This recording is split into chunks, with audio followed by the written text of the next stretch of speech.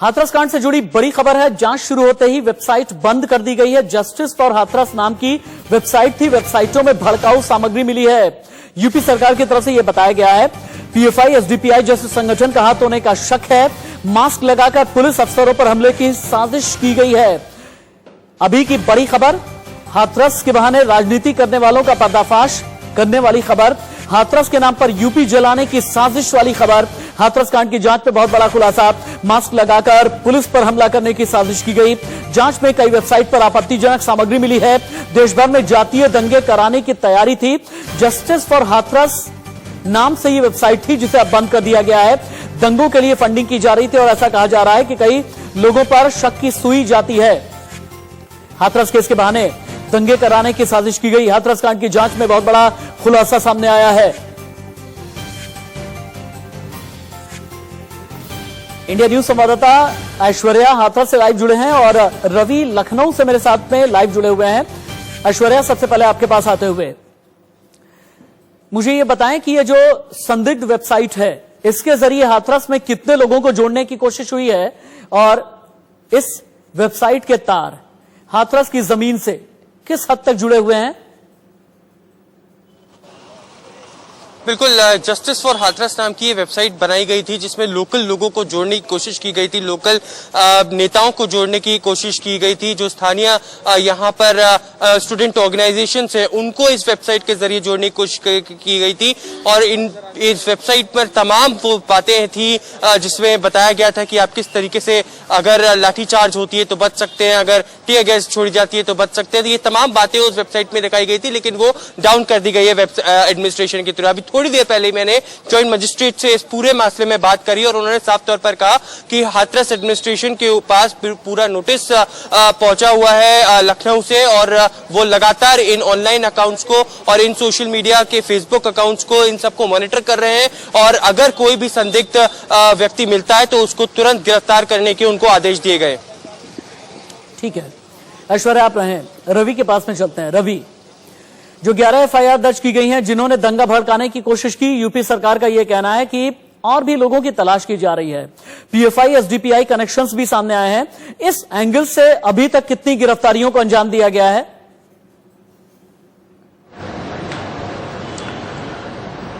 देखिए, अभी तक आधिकारिक बयान कोई भी नहीं आया, लेकिन जरूर है कि मुख्यमंत्री की तरफ से ये जरूर कहा गया है कि इस पूरे मामले के पीछे दंगा भड़काने की, जाति हिंसा फैलाने की जो कोशिश थी और ये सारा मामला जो एसआईटी की जांच में सामने आया है।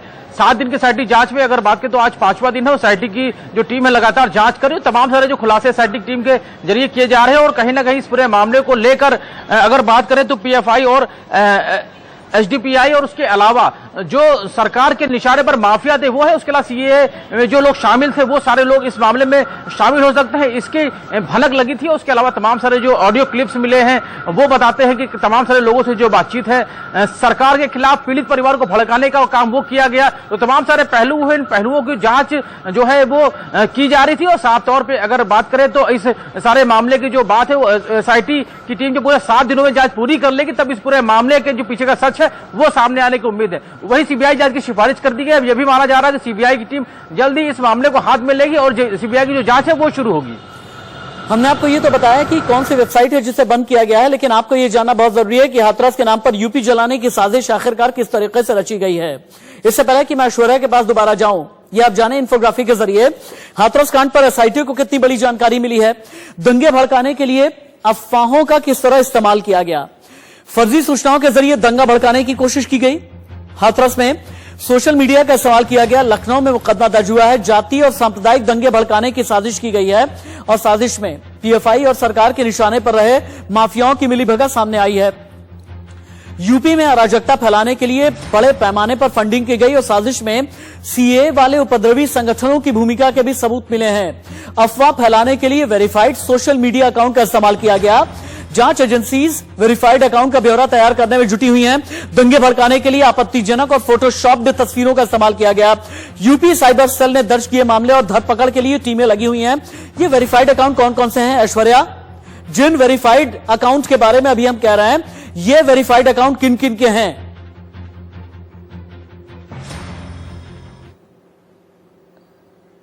है, लेकिन संख्या जरूर डिस्क्लोज करी है। 20 से 22 ऐसे वेरीफाइड अकाउंट्स हैं जिनका इस्तेमाल दंगे भड़काने में किया गया है। और इन वेरीफाइड अकाउंट्स के जरिए जो आपको याद होगा चंडीगढ़ में जो इंसिडेंट हुआ था, उस पीड़िता की फोटो यूज कर कहीं ना कहीं ये फैलाने की बात की गई थी कि ये हाथरस से जुड़ा हुआ मामला है। और इन तमाम वेबसाइट्स में और तमाम सोशल मीडिया अकाउंट्स पर वो फोटो को पोस्ट किया गया था।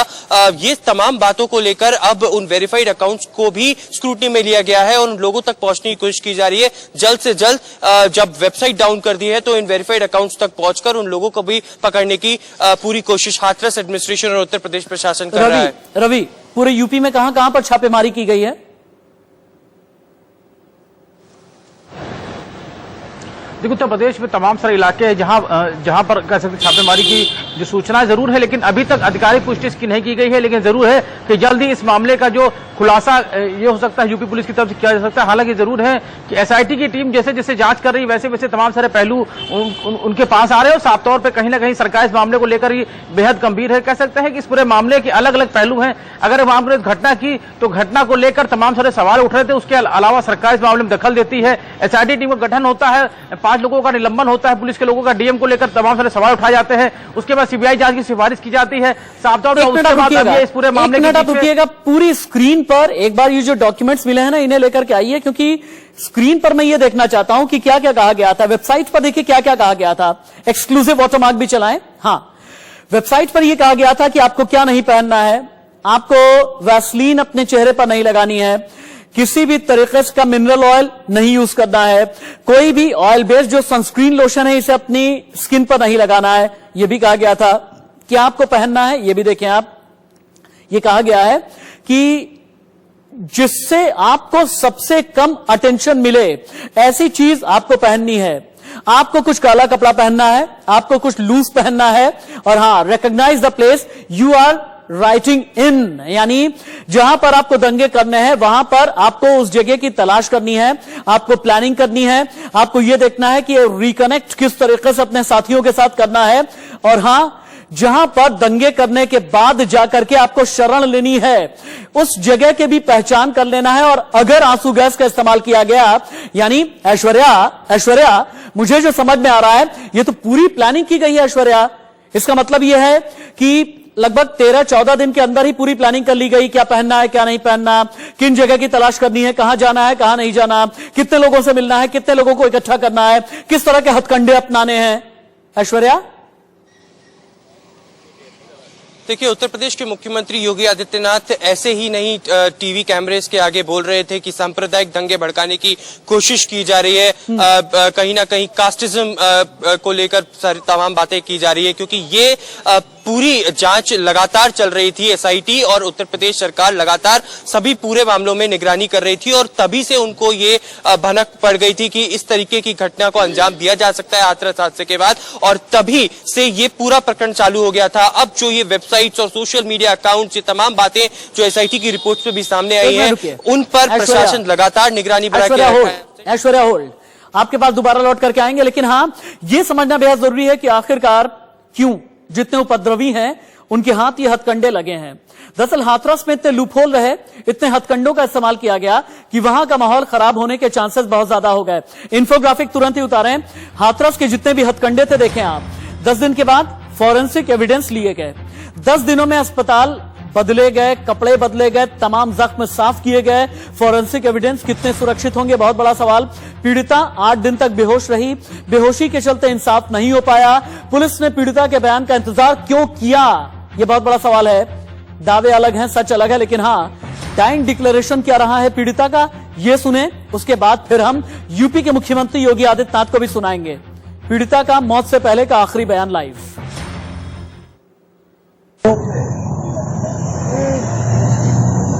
क्यों दबा दिया बताओ? हाँ? मैं तुझे जबरदस्ती न करने वाली क्लास हूँ। हाँ? जबरदस्ती न करने वाली क्लास हूँ। अच्छा, हाँ, कहाँ दबाया बोला? क्या भी हो सकता है काहे से? कर लेते हाथों से? हाथों से। और भी कहीं छोटा है? नहीं, गलत छोड़ा ना हुआ नहीं। जी दिखाइए। प्रियंका गांधी, राहुल गांधी, समाजवादी पार्टी के नेता, आरएलडी के नेता छोटे चौधरी यानी कि जयंत चौधरी, ये सभी लोग अगर मिलने के लिए गए थे पीड़िता से, क्या ये दंगे करवाना चाहते थे? और हां, यूपी की सरकार यह भी कह रही है पीएफआई, एसडीपीआई जैसे संगठन रहे हैं जिनका हाथ रहा है एंटी सीएए प्रोटेस्ट में। तो सवाल बहुत बड़ा है, क्या पीएफआई, एसडीपीआई का कोई पॉलिटिकल कनेक्शन भी है? अगर है, कांग्रेस से, एसपी से या बीएसपी से या आरएलडी से? यूपी के सीएम को सुनिए। और प्रदेश में भी दंगा, जातीय दंगा भड़काना चाहते हैं, सांप्रदायिक दंगा भड़काना चाहते हैं। इस दंगे की आड़ में विकास रुकेगा, इस दंगे की आड़ में उनकी रोटियां सेकने के लिए उनको अवसर मिलेगा, इसलिए वे नित्य नए षड्यंत्र करते रहते हैं और इन सभी षड्यंत्रों के प्रति पूरी तरह आगाह होते हुए। रवि के पास फिर चलते हैं। रवि, यूपी के सीएम योगी आदित्यनाथ को यह क्यों लगता है कि दंगे की आग में विपक्ष झुलसाना चाहता था और इसीलिए हाथरस में सियासी रोटियां सेकी गई हैं?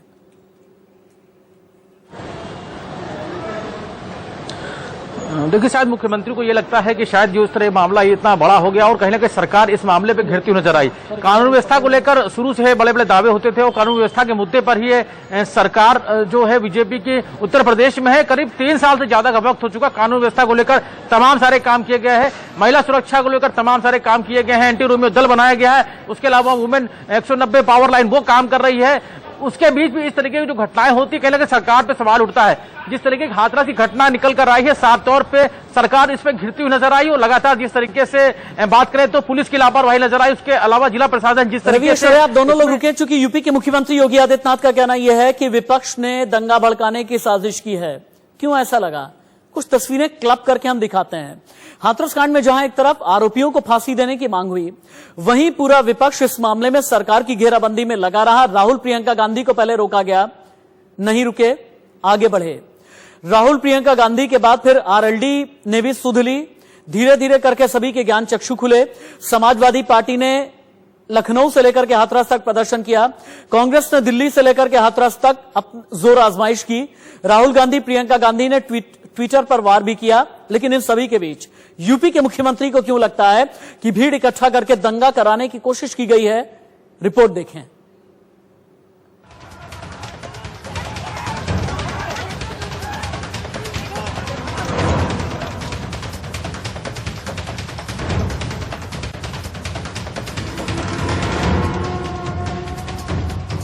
हाथरस की बेटी को इंसाफ दिलाने के नाम पर उत्तर प्रदेश में राजनीतिक रोटियां सेकने में कोई भी पार्टी पीछे नहीं रहना चाहती।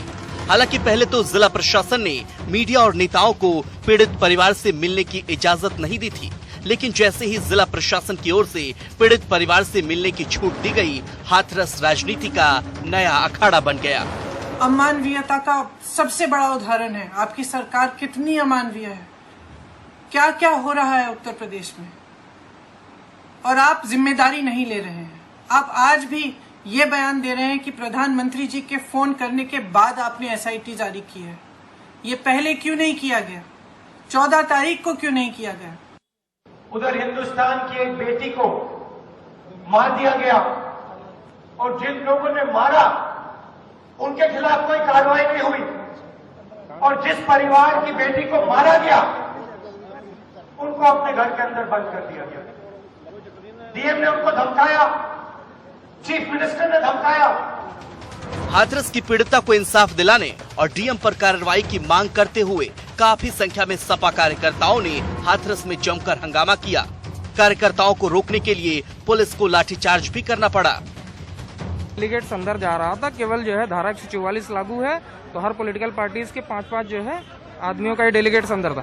डेलीगेट्स अंदर जा चुका था, बाहर बहुत ज्यादा गैदरिंग थी।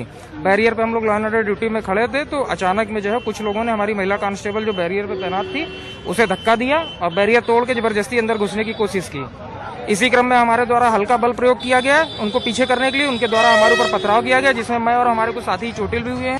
कांग्रेस से राहुल और प्रियंका दोनों पीड़ित परिवार से मिलने पहुंचे थे, लेकिन समाजवादी पार्टी से नेता अखिलेश यादव खुद हाथरस नहीं पहुंचे, बल्कि नेताओं की एक टीम को पीड़ित परिवार से मिलने हाथरस भेज दिया।